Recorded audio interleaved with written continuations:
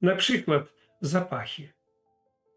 Чоловік меў якія-кольвек там урадзіны, яму прынеслі квяты, а ты квяты не звыклыя, якія-кольвек з ароматамі, которых чалавек в жыццю не спаткаў. Яго мозг не адпачывае, бо ён цэлы час под уплывам якіх-кольвек ароматаў альбо феромонаў, которые прадукуюць różne rzeczy. Także zapachy nie tylko od kwiatów, od wyżywienia, które gotował człowiek na kuchni, od brudnych skarpetek.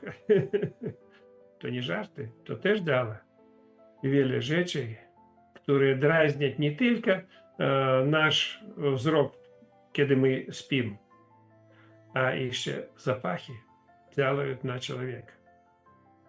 I człowiek cały czas rozdrażniony. Wiele osób pali wieczorem na przykład jakiekolwiek tam papierosy, kto jakiekolwiek lampadki, tam świecy, no wiele rzeczy. Wy myślicie, że to korzystne, a każda rzecz, którą wy dali przed sном w pomieszczeniu, nie wiadomo jak działają na wasz mózg. Lepiej otworzyć okno, jeżeli za oknem nie brudne powietrze, i wywietrzyć wszystko, żeby sen był bardzo dobry, spokojny.